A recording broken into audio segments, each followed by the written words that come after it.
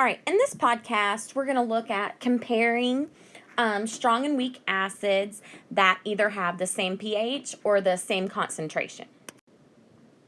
All right, so if we have a strong and weak acid and they have the same concentration, can you predict which one will have a lower pH? Well, hopefully you say yes, because it's going to be the one that is the stronger acid, right? So the strongest acid is what's going to give off the most H pluses and therefore have the lowest pH. All right, so in this example, we have, let's see, 0.1 molar HBr and 0.1 molar HOCN.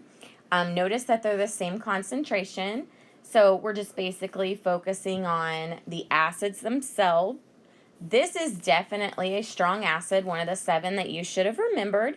So, and this one's a weak acid over here. So, because this one's a strong acid, it's going to completely dissociate. It's definitely going to have the lower pH here. Okay? All right. This one, we have 0.1 molar HBr and 0.1 molar HCl. Okay, so again, same concentrations.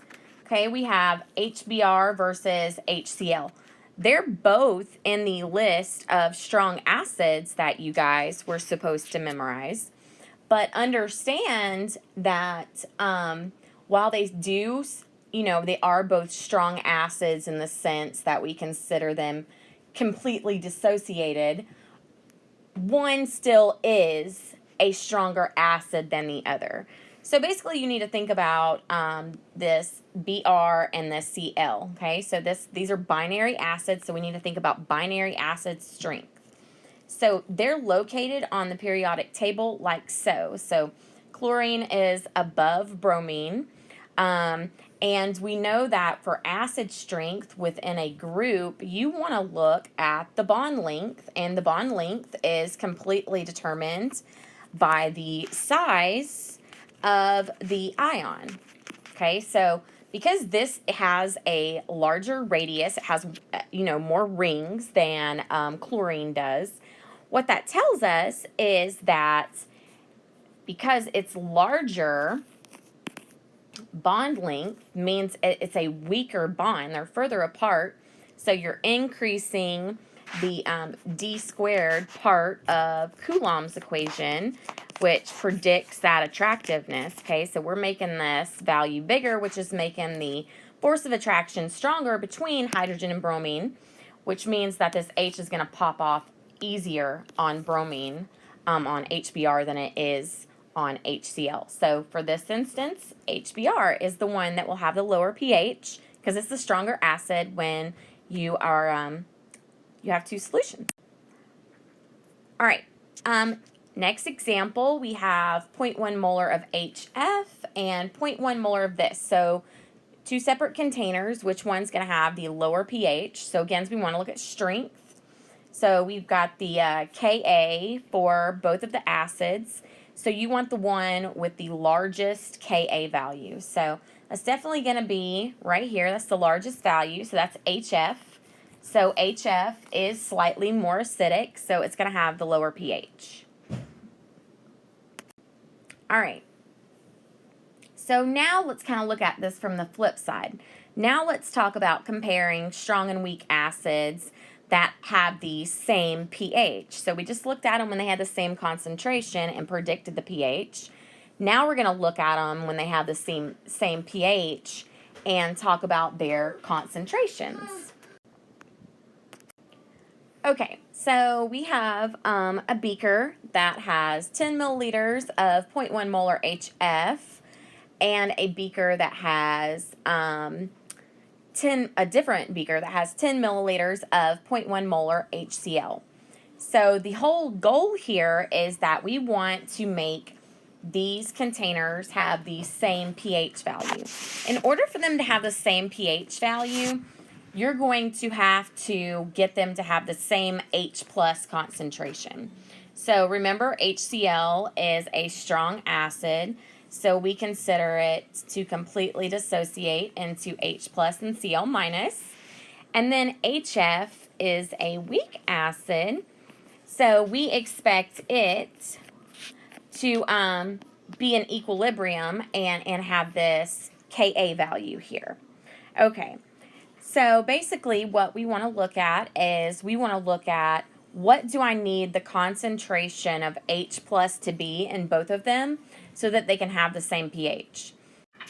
Okay, so we know that the weak acid, your H plus value is primarily dictated by Ka, okay? And then when you're talking about the strong acid, your H plus concentration is basically based on your concentration of your acid, okay? So we've got two choices here.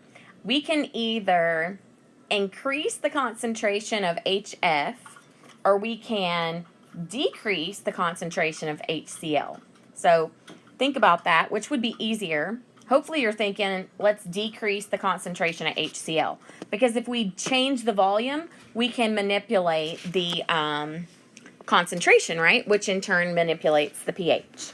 Okay, so what we want to do here is we basically want to figure out at this point in the game, how much H plus are we going to have in this beaker that has the HF in it. Okay, so you want to set up an equilibrium ice box, and you end up with your x squared over 0.1 minus x, and that is equal to 7.2 times 10 to the negative fourth. All right, so do some fancy algebra. Okay, so we know we can cancel out this minus x term, cross multiply, take the square root, and you get an x value of 8.5 times 10 to the negative third. Okay, so that's what we need the H plus concentration to be, okay, because that's our x value. So we need to get the concentration of this beginning HCl. We need to get it down to this concentration of acid. So basically what I'm going to do is I'm going to dilute this 0.1 molar, this 10 mils of 0.1 molar HCl until I get my concentration to that. So essentially I need to determine the moles of HCl that I have at this point. Okay? And then what I'm going to do is, because you can't remove any moles of HCl, right? They're all going to still be in there. All you can change is the volume. We can add water. So let's see what our, so I'm doing molarity equals moles over liters to see how many moles we currently have in our HCl solution. So I got 1 times 10 to the negative third moles, okay? And I need to determine what I need this volume to be if my concentration is going to be this. So 8.5 times 10 to the negative 3. Okay, so again, some algebra. Okay, so once I cross-multiplied my x up and then divided by that side, I got that I need a volume that is equivalent to 0.1176 liters. Okay, so if I converted that to milliliters, I basically need 117.6 milliliters to be my total volume. I have 10 in there already, right? So minus the 10 that's already in there. So I need to add 107.6 millimeters of water to my my beaker that has the HCl in it, so that both of my beakers have equivalent pHs. Okay, in this example, you have 10 mils of HF, which is a weak acid, and then you have 10 mils of HCl. Okay, so what we know is that these acids have the same pH. So we're told that these guys have the same pH. Okay, and then it wants us to say which beaker is going to require more base to reach equivalence. Okay, so let's think about this. All right, we know HCl is a strong acid, so it's going to completely dissociate. So whatever its concentration is, that is the concentration of our H pluses. Now, HF is a weak acid. That's an equilibrium situation. You got a Ka, you'd have to get your concentration or your H plus, just depending on what you don't have, from an ice box. For these guys to have the same pH, this HF has to be way, way, way more concentrated than this HCl, because we know all of those H's are coming off the HCl, where only a very small percentage are coming off the H plus. So what that's telling us is that if these guys have the same pH, they have the same amount of H pluses in solution. And since we know HF only gives up a small percentage of its hydrogens, it only dissociates very, very little, it's got to have a much higher concentration. Because it has a much higher concentration, it's going to require a lot more base to reach equivalence. So definitely that beaker of HF is going to require more. All right, so this is a very interesting one. We're given a chart. We are given 4 different acids. We are not told which acid is which. And then we're given the pHs of these 4 different acids at 5 different concentrations. We are then told that the identity of these 4 acids are chlorous, hydrochloric, lactic, and propanoic. We are not told which one of the acids, though, are which. We just know that those are the 4 acids, and we kind of have to figure out the rest. So the first question is, which acid is going to have the smallest Ka value? Okay, so we know that the smaller the Ka, the weaker the acid is, right? So the acid that is the weakest is going to have the biggest pH at any given concentration. So basically we can just look on our chart, and the one that has the highest pH is going to be the weakest acid. So that's going to be acid 1. Okay, so that's definitely the weakest acid here. All right, then we have question 2. We have a 0.1 molar solution of which of the following salts is going to be the most basic. So it wants to know which of these would give us the most basic salt. So we know that the salt is going to be the conjugate base, right? So we got the conjugate base is going to be the part of our salt. So for it to be the most basic, that means it has to be the strongest base. So for us to know which of the conjugate acids, which of the conjugate bases is strongest, we know that the stronger the conjugate base, the weaker the acid that it came from.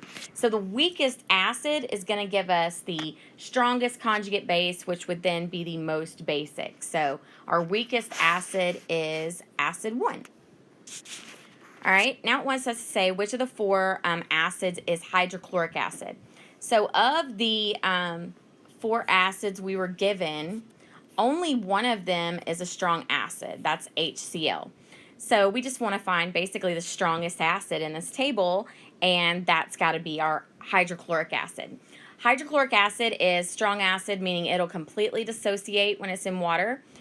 So at any given pH, it should have the, or any given concentration, it should have the lowest pH. So that's going to be acid 2. So acid 2 is hydrochloric. All right, and then the last question. If equal volumes of the 4 acids at a concentration of 0.5 molar are each titrated with a strong base, which is going to require the greatest volume of base to reach equivalence? So this question, they're definitely trying to trick you. We have equal volumes of all of our acids, and we have an equivalent concentration of all the acids. So they're all going to require the same amount of base to be neutralized.